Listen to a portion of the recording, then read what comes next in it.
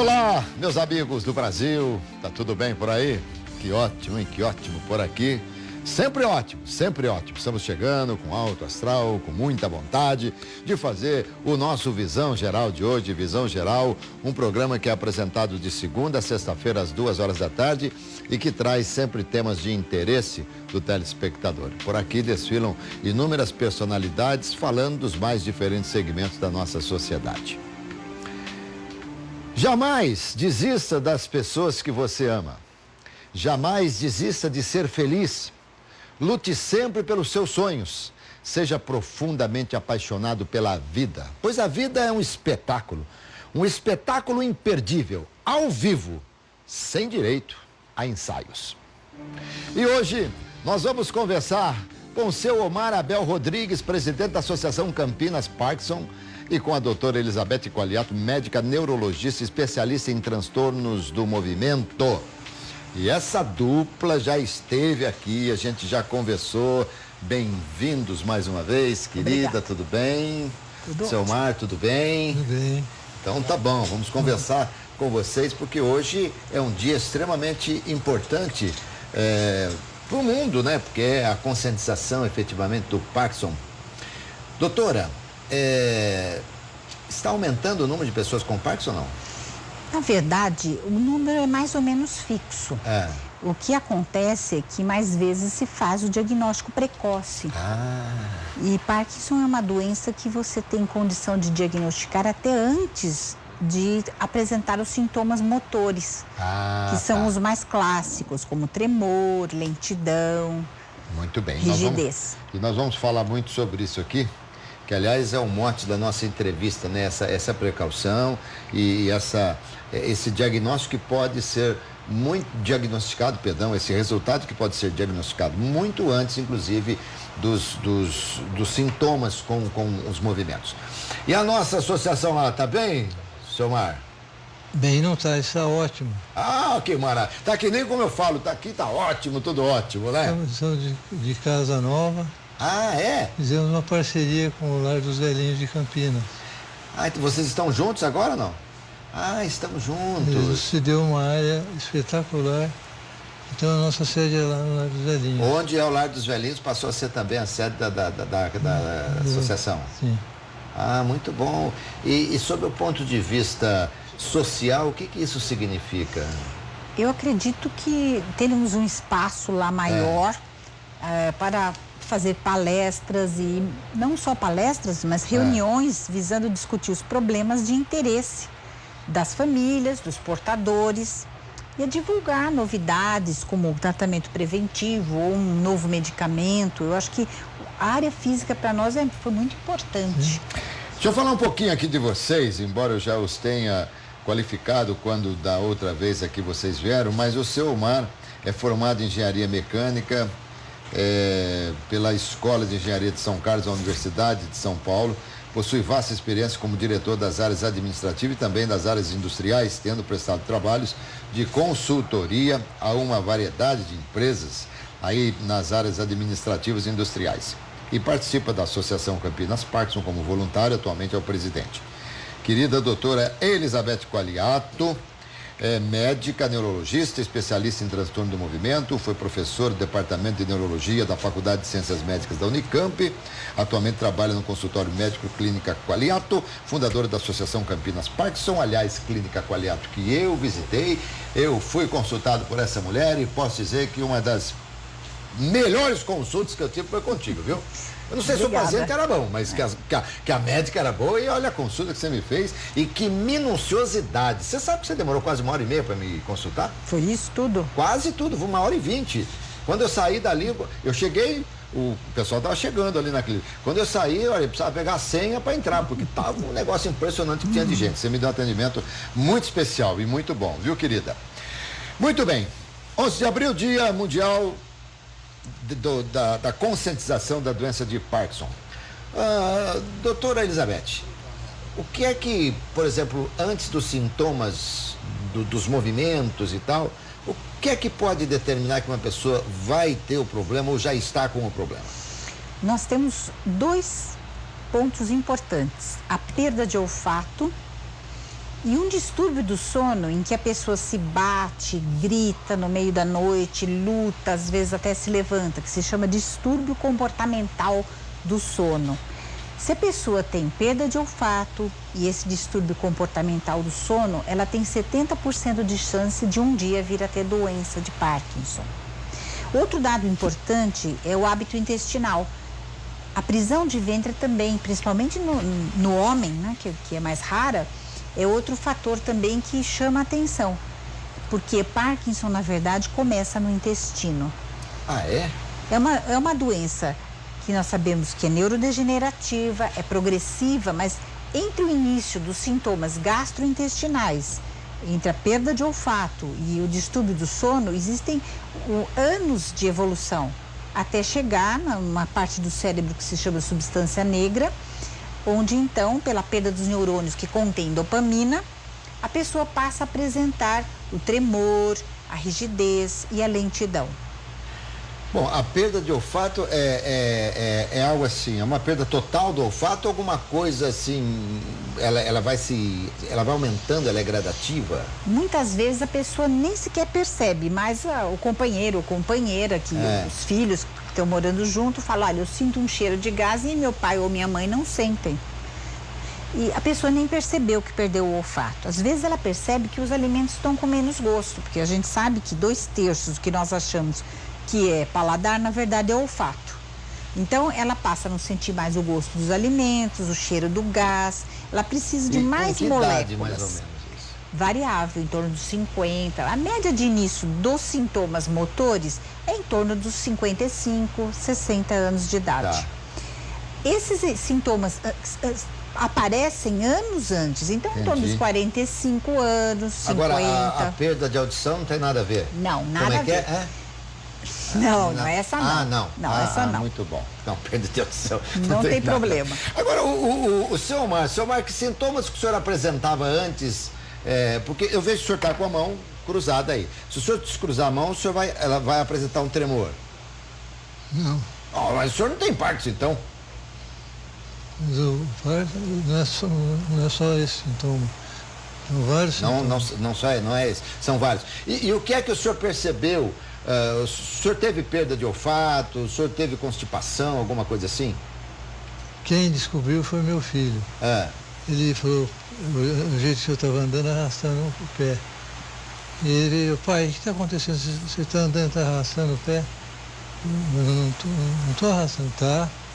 E então, andando, eu percebi que realmente estava arrastando o pé. Ih, mas eu também ando arrastando o pé. Aqui na televisão eles ficam me imitando quando eu estou andando no corredor para vir para o estúdio. Vamos lá, o Alberto vai para o estúdio. Eles andam tudo arrastando o pé aqui no corredor para me imitar. Quer dizer, então... É um sintoma. É um sintoma. Tem outros. Outros sintomas. Mas esse negócio de arrastar o pé meu é relaxo faz muito tempo, viu? Acabo com sola de sapato. Já faz muito tempo. Esse foi um dos sintomas. E aí... Daí, desse comecinho até o senhor descobrir efetivamente, quanto tempo levou? Uns 3 anos. Uns 3 anos. Porque a pessoa, ela não aceita que tenha a doença. A gente sabe que é uma doença muito séria, então ela fica... Agora, uma pergunta que eu quero fazer para a doutora e para o professor Osmar. A gente vê que o senhor Osmar fala muito calmamente, muito devagarinho e tal. Também é algo da doença, não? O que acontece é a tonalidade da voz que baixa. A gente chama isso de hipofonia. A voz fica mais baixa.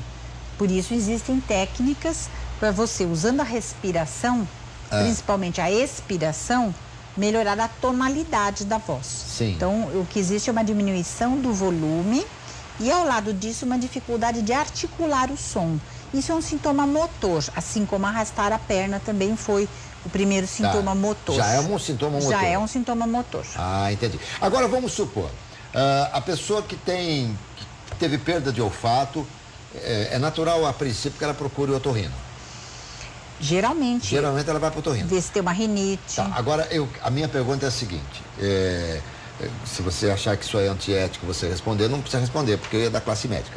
Os otorrinos estão preparados para diagnosticar se aquele é um problema da área dele ou se aquilo é algo que tem que ser levado para a neurologia? Sem dúvida. Porque um alérgico, certamente perde o olfato ou diminui a capacidade olfatória. Existem vários tipos de olfato.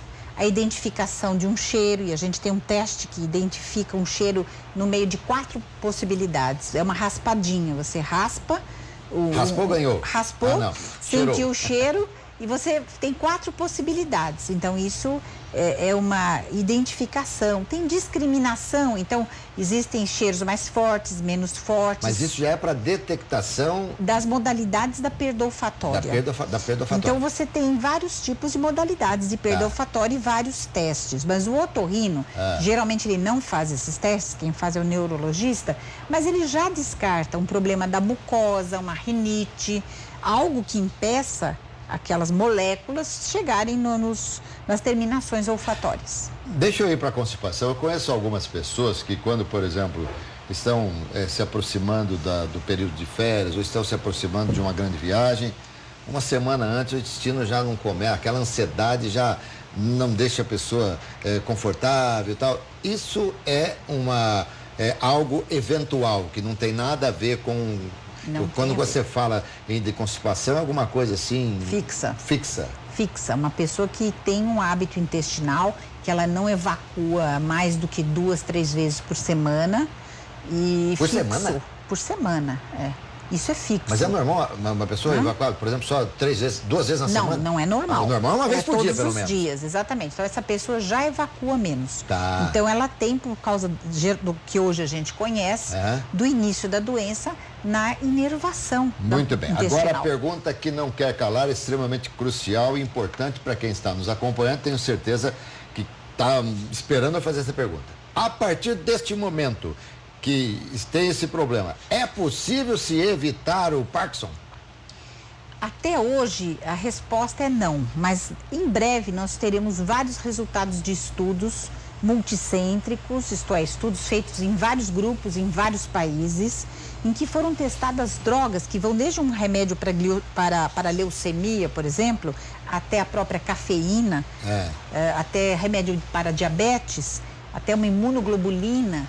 Então, existem vários estudos que testam substâncias que deteriam a evolução, a progressão da doença.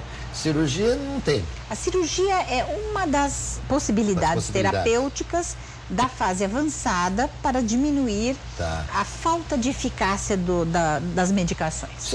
Seu Omar, como eu não vejo tremor no senhor, o senhor está ali quietinho e tal, o senhor disse que o tremor é um dos sintomas, ou é uma das causas também, né? Não causas, mas é uma das consequências. Que outras consequências traz o Parkinson? Bom, um deles é esse de arrastar o pé. Tá. O outro, que é um dos mais sérios, é perda de equilíbrio. Você está andando e cai. Do nada, assim, você perde como se tivesse uma vertigem, alguma coisa e cai. Esse é muito sério, porque a pessoa cai e se machuca, né? Então, até por isso, por exemplo, a casa que o senhor mora, ela é bem adaptada para isso? É plana. Mas não tem assim na parede alguma... Tem escada, não? Não tem. Não. Se tiver, é possível, quem tem Parkinson sobe escada, não? Não convém. Agora, não convém. A gente tem em casa, são alças de apoio. Tem em alguns lugares, no banheiro para tomar banho, tem aquelas alças de apoio. Aliás, uma coisa, doutora, eu não sei se eu estou enganado, às vezes a minha esposa, ela brinca comigo e fala assim, você tá ficando velho. Quer dizer, graças a Deus, né? Porque envelhecer é a grande alternativa para não se morrer jovem, né? Mas assim, você acha importante que nós tenhamos no banheiro as pessoas... Você pode escorregar, qualquer pessoa pode escorregar. Você acha importante que se tenha alça de apoio? Sem dúvida nenhuma, tá? Existe um projeto que você levanta facilmente na internet, que é o projeto da Casa Segura. Então, a Sociedade Brasileira de Geriatria tem esse projeto junto aos engenheiros e arquitetos para fazer uma casa segura. E não é só onde segurar no banheiro. Onde segurar no banheiro todo mundo precisa, não precisa ter Parkinson para isso. Mas existem pontos da casa em que há tapetes, quinas, móveis a mais que estão lá sem utilidade, que podem ser retirados. A casa tem que ser mais básica possível, sem escadas, sem obstáculos à circulação natural. E aqueles vasos que ficam colocados com flores e tal, não sei o quê? Só se eles não estiverem atrapalhando a circulação. Tá. Se eles estiverem atrapalhando a circulação, tem que sair. Tem que sair. É a casa segura. A casa segura tem, por exemplo, uma bancada na cozinha em que a pessoa pode cozinhar sentada. Ela tem só a parte de cima, né, do fogão, o fogão elétrico de preferência, e ela pode colocar uma cadeira e cozinhar sentada. Mesma coisa na máquina de lavar pratos, a pia, está tudo numa altura, isso é muito fácil de fazer. Muito bom. Uma altura segura. Você está me dando uma pauta muito legal aqui, viu? Eu ainda vou pedir a produção para que a gente faça um programa trazendo pessoas com expertise nesse segmento para a gente poder falar, porque eu acho extremamente importante quantos e quantos acidentes domésticos acontecem e que poderiam ser evitados se nós tivéssemos um pouquinho mais de atenção. Eu sei como é que a coisa funciona. Os outros sintomas. Tem mais um, a fala. A pessoa perde, ela não consegue falar. Fica completamente travada. Ou fala enrolado. Ou não fala. Então, dói alguma coisa, seu Omar? O Parkinson não dói, ele é indolor. Às vezes, antes de ter o diagnóstico, a pessoa passa como tendo um problema do ombro, porque aquele ombro mexe menos. Ou aquele membro inferior mexe menos. Então fica com uma dor no ombro pela imobilidade. Mas geralmente Parkinson não dá dor. Porém, alguns dos sintomas da perda de eficácia do medicamento básico, que é a levodopa, alguns desses sintomas podem ser dores, formigamentos, quando você percebe que está acabando o efeito da levodopa. Então pode haver dor, mas não é o sintoma que predomina, sem dúvida. Tá, e a expressão a pessoa morre com Parkinson, não morre de Parkinson, isso aí é verdadeiro? Parcialmente verdadeiro. Existem pontos-chave, existem bandeiras e sinais vermelhos. Por exemplo, engasgar durante a alimentação. Esse problema pode levar a uma aspiração e você morrer disso. E é frequente isso, não só em quem tem Parkinson, mas quem tem Alzheimer ou mesmo no idoso. Sim. Então tem que ter muito cuidado na hora da alimentação. E com líquidos também, porque às vezes você pode aspirar. Então muitas vezes você tem que agregar ao líquido um pozinho, tipo uma gelatina que se chama espessante. Você tem que adequar. Para tornar alguma coisa sólida. Um pouco mais pastosa. Pastosa. E você tem que fazer uma alimentação também de acordo com a capacidade da pessoa deglutir. E a pessoa que está comendo, por exemplo, quando ela pega o garfo, assim, a gente percebe muitas vezes elas com uma certa dificuldade. Se a pessoa mantiver o alimento no garfo ou na colher, é prudente que se deixe ela mesmo, porque às vezes você vai dar e você não sabe a quantidade. Sem dúvida. É uma coisa importante, a pessoa que tem Parkinson tem a inteligência normal, raciocínio normal, e quanto mais coisas ela fizer por ela mesma e pelos outros, melhor. Entendi. Porque às vezes a gente fica a gente fica mais agonizado do que a pessoa, né? Isso é uma coisa natural também, né? Quem normalmente passa pelo problema talvez sofra, claro, é força de expressão, mas há determinadas situações em que as pessoas sofrem menos do que as pessoas que estão acompanhando. Vocês me dão licença um pouquinho aqui? Voltamos aqui com o nosso Visão Geral de hoje, conversando com o seu Osmar e com a doutora Elizabeth. Estamos falando sobre o Parkinson. Aliás, aqui, seu Osmar, eu estou vendo aqui nesse folder que vocês trouxeram aqui para o programa, os principais sintomas, né, que você falou, do tremor, o tremor de repouso, né? De repouso porque... Se você tiver em alguma atividade assim, você consegue fazer um movimento, por exemplo, lá da musculação e tal, consegue fazer um movimento sem tremer? Consegue. Tremor em atitude de repouso, o tremor quando a mão está parada. Esse tremor já foi comparado a contar dinheiro, a semear, porque na verdade ele é um tremor complexo, ele faz uma flexão e extensão e o polegar abre e fecha, então é isso. De repente a gente pode imaginar que alguém que teve Parkinson é porque foi muito milionário, muito rico, né? Ficou o tempo todo contando dinheiro assim, né? Bom, aí a rigidez muscular é a falta da rigidez muscular. Não, fica mais difícil você fazer um movimento de estender o braço, de dobrar. Mas o senhor mais tem isso, não? A sua musculatura vai ficando rígida. O senhor faz assim normal com o braço, não? Faço. Não tem perda de força, né? O que tem é Isso rigidez. que não tem perda de força? Não, perda de força não. Ah, tá. Alteração postural. Desequilíbrio. Que também é o desequilíbrio.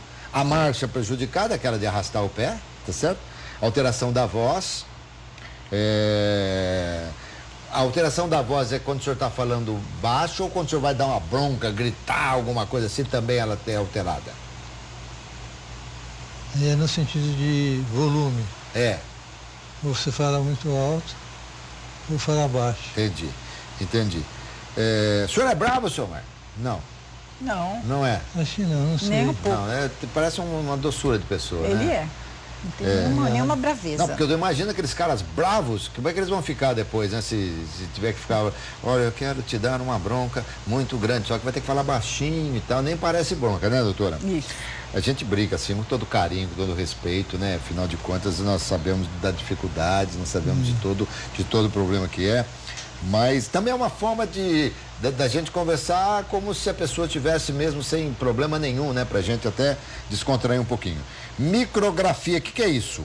Muda o tamanho da letra ao escrever, é isso? Como o seu movimento fica limitado, você, em vez de escrever assim, a sua mão fica fixa. Você vai... Você não faz o movimento da mão ir para lá. Sim, normal, que a gente escreve que é assim e tal. A letra Aí você vai fica fazer... miúda. Vai ficando... Miudinha. Essa é uma Eu tenho um filho que não pode ter Parkinson, então. Quer dizer, porque ele já faz uma letra tão pequenininha, então ele não vai conseguir ler nada, né? Ele escreve às vezes em árabe, é que nós que não entendemos ler, mas ele escreve em árabe. A disfagia que você disse há pouco, que é a dificuldade para engolir, não é isso? Isso não só também, você até frisou bem, né, doutora? Não só para quem tem Parkinson, mas com o passar, com a idade chegante, né? O idoso, ele tem uma tendência, por que será, hein? Fraqueza muscular. Fraqueza muscular mesmo. Falar menos, usar menos a voz. Aliás, um dos tratamentos para isso é cantar. Por isso, várias associações de Parkinson têm corais. Né? Tem um, inclusive, que mostrando o bom humor das pessoas, chama Tremendas Vozes, né? Tremendas Vozes é o coral de Piracicaba, né? Olha que legal. Então, maravilhoso. Cantar é uma forma de você fortalecer aqui a musculatura da garganta. Conversar, ler em voz alta. Olha que legal. E cantar. Qualquer dia, se eu estiver apresentando o programa, hoje vamos apresentar aqui. Quer dizer, então significa que eu já estou fazendo um tratamento, certo? E perda de equilíbrio, como foi dito há pouco aqui pelo seu Omar. E o tratamento, doutor? Como é que é o tratamento? São todos que têm Parkinson. O Parkinson, ele é dividido de que forma? Né, de acordo com a intensidade ou há outras características? Então. Deixa eu só, está faltando uma. Fala, qual é? Que a gente chama de freezing. O que é isso? Você está caminhando normalmente e de repente trava. Você não consegue andar. Para sim? Paralisa? Não escolhe o L. Para. Mesmo não tendo nenhum problema de joelho, nada? Nada. Para. É o congelamento, né? É o freezing em inglês. Congelamento. Congelamento. E é um dos sintomas que também leva a pessoa a quedas frequentes. A quedas e de repente onde você estiver, você não vai poder parar de jeito nenhum e parou. E o que é pior é que às vezes a pessoa quer ajudar, ele pega da mão e puxa, ele não vai. E é pior. Então quando acontecer isso, o que a pessoa deve fazer? Tem vários truques, né? O mais moderno de todos chama-se Parkinsounds. É um programa que você baixa no seu celular e que ajuda a desbloquear nessa hora. Tá, tudo bem, mas nessa hora você tem que ouvir, você tem que ter pistas. Uma pista é uma pista auditiva, que seria uma marcha, seria uma valsa, seria algo ritmado, porque você, ao invés de andar, passa a seguir o ritmo, passa a marchar e você sai daquela situação. Outra pista é pista visual. É você imaginar que você vai pisar na risca ali na frente. Ou tem gente que tem uma apontadora laser. Se você está falando isso para quem está no processo de congelamento ali no freezer. Momento. Não, mas estou dizendo eu estou andando e vejo uma pessoa que paralisou, que ficou cristalizada ali, que ficou congelada. O que eu posso fazer por ela? Fala para ela marchar no lugar ou dar um passinho para trás e depois porque sair. Ela não perde os sentidos, nada. Ela só fica ali, só travou. E travou só para andar. Ela não travou, por exemplo, para dançar. Ela não já vou para andar de bicicleta. Tem gente que tem freezing que várias vezes por dia e que anda de bicicleta normalmente, que dança normalmente. Então você tem que ressuscitar, você tem que relembrar essa pessoa como é começar um passo de dança, daí você ter uma pista sonora, um som que ela siga. Ou então uma pista visual, que é muito interessante. É você pisar numa risca, às vezes essas lajotas, tem todas as riscas. Pise na risca seguinte. Você dá mais dando essa ordem para ela e tal. Pisa na risca. Perfeito, pronto, a passada já passa. Agora, e tem isso quem está no estágio avançado da doença ou em qualquer estágio? Geralmente, no estágio avançado. Estágio avançado. Isso faz parte das alterações que a gente chama do eixo, axiais. E geralmente ocorre na fase avançada, isto é, você me perguntou agora há pouco, como se classifica a doença? Sim. Fase inicial, aquela dos primeiros 5 anos, a fase da lua de mel, em que tudo dá certo. Você dá remédio 2 vezes por dia, dá certo. Você dá menos do que deveria dar e dá certo, porque a pessoa ainda produz a dopamina na substância negra. Aí, com o passar dos anos, a produção, que no início dos sintomas motores era de 30%, um pouco menos, passa a ser 20, 15, até chegar a 0. E aí ela vive à mercê dos medicamentos. Ela toma um remédio que dura 1h30, 2, dali passa o efeito, aí ela tem o freezing, aí ela não sai do lugar. E esse freezing é temporário, tem um período que de repente, mesmo que ninguém faça nada, mesmo que ninguém ajude, naturalmente vai haver... Com os truques, ela consegue sair. Mas ela sozinha. E se ela ela fica para ela mesma dando as ordens. Ela mesma usa o truque para sair do lugar. Senão ela não vai sair. Senão ela não sai. Demora muito. Principalmente quando vai passar num lugar apertado, tipo uma porta. É o lugar que mais existe esse bloqueio, tá? Então aí a pessoa tem que ou pisar naquela risca lá adiante, usar uma apontadora laser para pisar na luzinha do chão. Ela ativa um outro programa. Mas ela tem o freezing ali na passagem, qual a razão? A qualquer hora, não tem razão. O freezing é um fenômeno... Mas por que acontece mais quando vai passar uma porta? Porque aquilo é percebido como um obstáculo e bloqueia naquela hora. Entendi. E dormindo? Some tudo, some o tremor, relaxa o músculo, dormindo some, qualquer movimento involuntário some durante o sono. Doutora, o que a gente produz dormindo? A gente deixa de ativar a via através da qual o movimento se manifesta, que a gente chama de via piramidal, que é a via voluntária.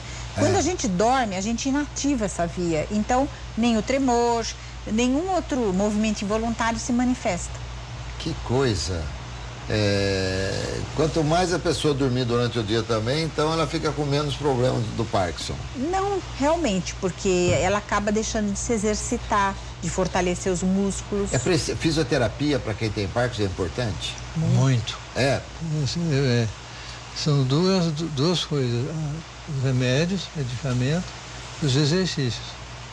O exercício é importantíssimo para fortalecer a sua musculatura e te deixar mais solto. Tá. O Omar tem Parkinson há quanto tempo? 20 anos. 20 anos. Hoje o Omar já está o quê? Já está com 45 anos? Não? Quantos anos tem o Omar hoje? 42,5. Quantos você acha que eu tenho? Omar, você tem uns 75. 79. 79. 80 anos praticamente, então com 59 anos começou. 60. E a sua qualidade de vida, você diria que ela é satisfatória, muito boa? Eu diria que ela é muito boa. Muito boa. Olha, eu tenho outras atividades, além da associação. E o importante é você achar um motivo para você superar a dificuldade. Com certeza. Não é fácil. Vou mostrar esse cartazinho aqui, né?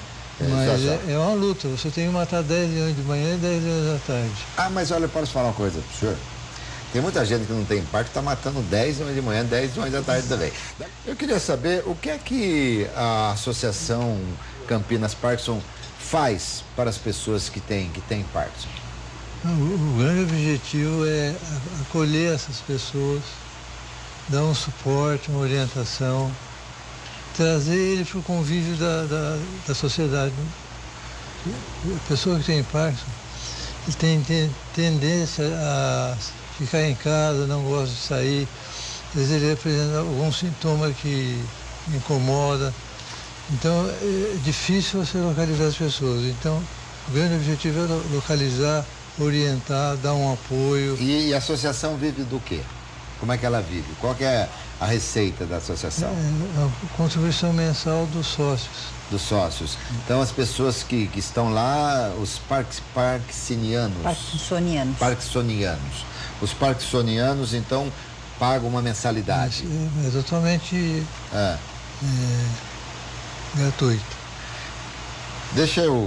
Tudo bem, gratuito tem só uma mensalidade que é a manutenção, é isso, né? Agora, remédios, essas coisas todas, não tem a ver com a associação.